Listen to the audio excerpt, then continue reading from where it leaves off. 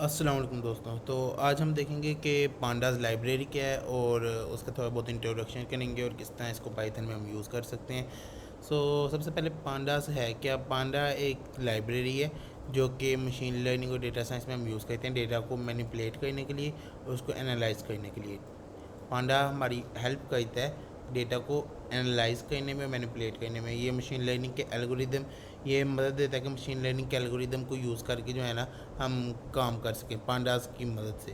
ठीक है, उसके बाद हमारे पास ये है कि इस लेक्चर में हम क्या कवर करेंगे। इस लेक्चर में हम पांडास के जो मोस्ट कॉमन यूजेज है जो कि मशीन लर्निंग और डेटा साइंस में होते हैं, हम उन चीज़ों को देखेंगे। उसके अलावा हमारे पास आ जाता है कि हम में अगर कोई इशू आ रहा हो पांडास में तो क्या करना चाहिए। सबसे पहले जो रिकमेंडेड है वो है कि आप खुद ट्राई करें एक दफ़ा। ठीक है, अगर ना हो तो आप या तो इनकी डॉक्यूमेंटेशन में जा सकते हैं पांडास की, या ये मैं आपको लिंक जो है ना नीचे दे दूँगा वो डिस्क्रिप्शन में। उसके बाद स्टैक ओवरफ्लो पे आप देख सकते हैं कि उधर डिफरेंट लोगों ने सवाल पूछे होते हैं उस कि आपका जो क्यूरी है वो किस क्वेश्चन से जो है ना रिलेटेड है। उसके बाद आप चैट जीपीटी से जो है ना पूछ सकते हैं, क्योंकि आजकल वही चाल है, आप उससे जो है ना कोड लिखवा सकते हैं। हर दफ़ा उसका कोड अच्छा नहीं होता, आपने उसको जो है ना कोड को वेरीफाई करना होता है। अगर फिर भी आपका इशू रिजॉल्व ना हो तो आप स्टैक ओवरफ्लो जैसे जो प्लेटफॉर्म्स हैं उन पे जाके क्वेश्चन पूछ सकते हैं और फिर उस लिहाज से जो है ना वो आपको हेल्प कर देंगे।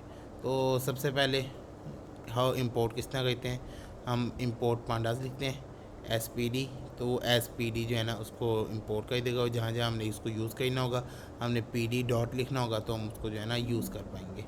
ठीक है, आप ऐसा करें, साथ साथ जो है ना अपने एक उधर नोटबुक बना लें अपनी साइड पे, साथ वीडियो पास कर लें और साथ साथ जो है ना आप भी अपनी साइड पे प्रैक्टिस करते रहे, ताकि आपको भी जो है ना इस चीज़ का जो है ना, क्योंकि ये चीज़ें प्रैक्टिस से आती हैं। अभी मैं आपको सारा करा दूंगा, आपको समझ तो आ जाएगी लेकिन कुछ ही देर बाद आपको फिर भूल जाएगा। तो बेहतर यही है कि ये कोड मैं आपको प्रोवाइड नहीं करूँगा, क्योंकि मैं चाहता हूँ कि आप वीडियो के साथ साथ जो है ना प्रैक्टिस करें, और जिस तरह आप वीडियो के साथ साथ प्रैक्टिस करेंगे आपका जो है ना ऑटोमेटिकली कोड जो है ना बिल्डअप हो जाएगा। तो इसके बाद हमारे पास आ जाते हैं डेटा टाइप्स। तो इसमें हमारे पास कौन कौन से डेटा टाइप्स होते हैं वो देख लेंगे। तो सबसे पहले आ जाता है हमारे पास पी डी डॉट सी डीज़ और P D dot data frame. तो जो इसमें मोस्ट कॉमन यूज़ होता है वो डेटा फ्रेम है। कह लो कि सी डीज़ मिल के डेटा फ्रेम बनाती है। सी डीज़ एक वन डिमेंशनल डेटा होता है कॉलम का, और डेटा फ्रेम टू डिमेंशनल जो है ना टेबल, जिसमें हमारे पास रोज़ भी आती हैं कॉलम्स भी आ जाती हैं। सो सी डीज़ में क्या करना होता है, हमने पी डी डॉट सी डीज़ लिखते हैं राउंड ब्रैकेट, उसके बाद कर्ली ब्रैकेट के अंदर हम जो है ना डिफरेंट नाम जिस चीज़ का अपनी सीरीज़ बनानी होती है। तो इसमें हमने कार्स का एक वेरिएबल बनाया, ठीक है, उसकी हमने सीरीज़ बनाई BMW टोयोटा होंडा। ठीक है, तो ये एक दफ़ा इसको रन कर लेते हैं। ये हमारे पास आ गया BMW टोयोटा और होंडा। किस तरह बनाते हैं PD, जो हमने इम्पोर्ट पांडा से PD किया था। ठीक है, PD डॉट सी डीज़, फिर उसके बाद हमारे पास ये राउंड ब्रैकेट और इसके अंदर हमारे पास लिस्ट आ जाती है जो जो सी चीज़ें आपने ऐड करनी है। ठीक है, इसमें तो उसके बाद हमारे पास एक कार्स की सीरीज़ आ गई और उसके बाद एक कलर्स की सीरीज़ आ गई। PD डॉट सी डीज़, उसके बाद राउंड ब्रैकेट और उसके बाद अंदर लिस्ट आ गई उसकी जो उनसे आपने जो है ना चीज़ ऐड करनी है। तो एक दफ़ा आप लोग भी अपनी साइट पे जो है ना वीडियो को पास कर करके अपनी साइट पे एक दफ़ा रन करें, लिखें और उसको जो है ना कोड को रन करें अपनी साइट पे। ठीक है, उसके बाद हमारे पास आ जाता है P D dot data frame. अब जिस तरह मैंने बताया जो डॉट सी डीज़ है वो एक वन डिमेंशनल होती है, लेकिन जो डॉट डेटा फ्रेम है वो टू डिमेंशनल होती है। इसमें हमने एक से ज़्यादा चीज़ें भी ऐड कर सकते हैं। इसमें हम सिर्फ एक कॉलम है हमारे पास ब्लू रेड कलर्स का। ठीक है, इसमें हमारे पास एक कॉलम है कार्ड्स का। अब इसमें क्या है, हमारे पास दो कॉलम्स आ गए हैं। ठीक है, दो से ज़्यादा भी कॉलम हो सकते हैं जिस तरह आपने कॉलम जितने बनाने हो। लाइक अब इसमें हमारे पास ये है तो हम कह लो कि डोर्स का कह देते हैं, डोर्स के ऑप्शन डाल देते हैं। ठीक है, और इसके अंदर एक लिस्ट बना देते हैं। कितने ऑप्शन है, 3 ऑप्शन है, तो 2 दरवाजे हैं। उसके बाद हमारे पास 4 दरवाजे हैं, बस 4 दरवाजे हैं। ठीक है, वो उसको राउंड 4 दरवाजे हैं। अच्छा अच्छा अच्छा, ठीक है। अब ये क्या है, इसकी हमने ऑलरेडी वो सीरीज़ बनाई हुई थी तो वो तो एज इट इज़ ये सीरीज़ में जो है ना इधर पास हो जाएगा। ठीक है, या तो आप सीरीज़ बना के पहले ऑलरेडी एक सीरीज़ बना के पास कर लें, या तो आप इस तरह से भी जो है ना पास कर सकते हैं। ये क्या कह रहा है, कलर इज़ नॉट डिफाइंड। अच्छा, ये वाला मैंने जो है ना रन नहीं था किया, तो कह रहा है कलर्स जो है ना डिफाइंड नहीं है। तो अब हम इसको रन करेंगे तो अब आप देख सकते हैं ये जो है ना हमारे पास इधर आखिरी ऑप्शन आ गई डोर की। तो P D dot data frame two dimensional data होता है जिसमें हमारे पास कॉलम्स और रोज़ आ जाती हैं। PD डॉट सीरीज में हमारे पास सिर्फ रोज़ होती हैं, कॉलम एक ही होता है, लेकिन डेटा फ्रेम में हम डिफरेंट कॉलम जो है ना बाद में ऐड कर सकते हैं। सो इसकी एक्सरसाइज अगर हम देख लेते हैं तो इसकी एक्सरसाइज में क्या है, make a series of different food. आपने ये अपनी साइट पे जो है ना रन करना है। इसकी सोल्यूशन अभी मैं आपको शो नहीं करूँगा, सोल्यूशन या तो मैं नेक्स्ट वीडियो में, या तो अगर आप कमेंट में करेंगे तो मैं आपको जो है ना कमेंट में शो करा दूँगा, ठीक है। तो make a series of different food, ठीक है, सीरीज़ आपने बनानी है डिफरेंट फूड्स की। उसके बाद आपने क्या करना है, सीरीज़ बनानी है डिफरेंट डॉलर वैल्यूज़, यानी कि उस फूड की प्राइस की। लाइक अगर आपने कह लो कि कह दिया है कोई भी खाना ले लो, वो आपने सेलेक्ट किया, बिरयानी सेलेक्ट किया आपने, उसके आगे जो है ना वैल्यू बताने की इसकी क्या प्राइस है, ठीक है। और उसके बाद उन सीडीज़ को जो है ना मिला के आपने डेटा फ्रेम बनाना है, जिस तरह से मैंने इस सीडीज़ को मिला के एक डेटा फ्रेम बनाया, ठीक हो गया। तो एक बार अपनी साइट पे ट्राई करें, क्योंकि ये तो सिंपल सा टास्क है क्या जो हमने ऊपर किया है। उसके बाद हमारे पास आ जाता है इम्पोर्टिंग डेटा। इम्पोर्टिंग डेटा तो गया, इसमें क्या है, अच्छा वो डेटा उधर से लाना है। तो इसमें क्या है, हमने CSV से जो है ना डेटा को इंपोर्ट करना है। सो इसमें क्या है, हमारे पास PD डॉट रीड CSV। सबसे पहले आपने ये करना है, जो CSV फाइल आपने रीड करनी है वो आपने इस जगह पे स्टोर कर लेनी है, ठीक है। तो हमारे पास जो कार सेल्स डॉट CSV है, अब आपने इसका जो है ना पाथ निकालना है। तो आपने यहाँ से इस पर 3 डॉट पर क्लिक करना है, कॉपी पाथ करेंगे तो यहाँ पे हमारे पास पाथ आ जाएगा इसका। तो पाथ को हम यहाँ पे पेस्ट कर देंगे तो ये हमारे पास जो है ना पाथ आ गया उसका। अब PD dot read underscore CSV क्या करेगा, इसको CSV फाइल को रीड करेगा, उसको एज पांडा डेटा फ्रेम में जो है ना अपने पास कार सेल्स के अंदर स्टोर करा देगा। और अब कार सेल्स को जब मैं प्रिंट करूँगा तो ये हमारे पास देख सकते हैं, ये हमारे पास सारा डेटा आ गया उसका कार सेल्स का, ठीक है।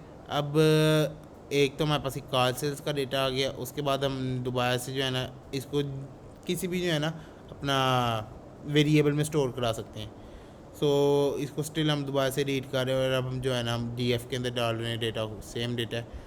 सो उसके बाद हमारे पास आ जाता है प्यारे भाई, ये हमने डेटा को रीड करना देख लेंगे, हाउ टू रीड डेटा। उसके बाद हम देखेंगे डेटा को स्टोर किस तरह करते हैं। सो डेटा को स्टोर, अब हमने ये, इसको मैं चला लेता हूँ एक दो बार, इसको मैंने एक दो बार रन किया, इसको भी मैंने रन किया। तो हमारे पास एक डेटा DF के अंदर जो है ना डेटा स्टोर हो गया। सो अब हम आगे जाते हैं। अब हमने पांडा के डेटा फ्रेम को स्टोर करना है। अब ये है, हमने ऊपर एक डेटा फ्रेम पे काम किया था, उसका क्या नाम था, कार डेटा के नाम से एक डेटा फ्रेम था जिस पे हमने काम किया था, और उसके अंदर हमने ये जो है ना चीज़ें बनाई थी। अब मैंने इसको सेव कराने, तो मैं सेव किस तरह कराऊँगा। तो इसको सेव कराने के लिए जो हमारे पास पांडा फ्रेम हमें देता है, वो देता है कार्स डेटा, जो हमारे वेरिएबल का नाम है जिसमें डेटा फ्रेम है, फिर .to_CSV, ठीक है। उसके बाद आपने नाम लिख देना है कि किस में आपने जो है ना स्टोर करना है। तो मैं क्या कर देता हूँ, ऊपर वाली नाम कॉपी कर लेता हूँ और इसमें बस आखिर पे लिख देता हूँ कार डेटा और इसको कमेंट कर देता हूँ, ठीक हो गया। तो अब जब मैं इसे रन करूँगा तो अब हम इधर देखेंगे कि हमारे पास एक्सपोर्टेड कार्ड डेटा नाम से जो है ना एक वो आ जाएगा। इसको रीलोड कर लेते हैं। सो ये exported card data dot CSV नाम से हमारे पास एक फ़ाइल आ गई है। इसको जब वो ओपन करेंगे, ये वही डेटा जो हमने जो है ना उधर बनाया था पांडा डेटा फ्रेम में, ठीक हो गया। इसके बाद हमारे पास इसकी एक्सरसाइज आ जाती है। इसकी एक्सरसाइज में क्या है कि आपने कोई सी एक फ़ाइल लेनी है, ये हार्ट डिजीज डॉट CSV वाली फ़ाइल मैं आपको दे दूँगा। तो आपने इसे रीड करना है और उसके बाद इसको जो है ना सेव करने .to_CSV यूज़ करके, ठीक हो गया। उसके बाद हम आ जाते हैं डिस्क्राइबिंग डेटा के अंदर, के डेटा को हमने किस तरह से डिस्क्राइब करना है। सबसे पहले हमारे पास कार सेल्स वो वाली वेरिएबल जिसमें ये वाला जो CSV थी हमारी, एक दफ़ा CSV आपको दिखा दूँ, ये डेटा इसके अंदर, ठीक हो गया। तो उसके बाद हमारे पास कार सेल्स आ गई, कार सेल्स में हमारे पास ये डेटा आ गया। उसके बाद car sales dot D types, इसके अंदर अब कार सेल्स हमने सिर्फ वो ऑब्जेक्ट यूज़ किया और अपना ऑब्जेक्ट लिखा है, उसको रन किया, तो ये हमारे पास जो है ना इसका डेटा आ गया। उसके बाद car sales dot D type, वो क्या है, अब car sales dot D type ये कहते हैं हर इसकी जो है ना वो बता देता है कि इसके अंदर क्या नाम है, कौन कौन से टाइप का है, ये मेक क्या टाइप का, कलर क्या टाइप का, ओडोमीटर किलोमीटर क्या टाइप का, डोज क्या टाइप का, प्राइस क्या टाइप का। तो वो मेक ऑब्जेक्ट है, कलर ऑब्जेक्ट है, ये इंटीजर है, ये इंटीजर है, ये ऑब्जेक्ट है, ठीक हो गया। उसके बाद डॉट डिस्क्राइब जो ओवरऑल बताता है कि अपना मीन क्या है इसका, स्टैंडर्ड डेविएशन क्या है, और उसके बाद ये क्वांटाइल है 25, 50 या 75, ठीक है, ये भी क्वांटाइल 0, क्वांटाइल 4, ठीक हो गया। उसके बाद कार सेल आ जाता है डॉट इन्फो, जिसमें हमारे पास कार सेल की जो है ना तमाम इन्फॉर्मेशन आ जाती है कि ये नॉन नल है, मतलब कि किस में जो है ना नल वैल्यू है या नहीं है।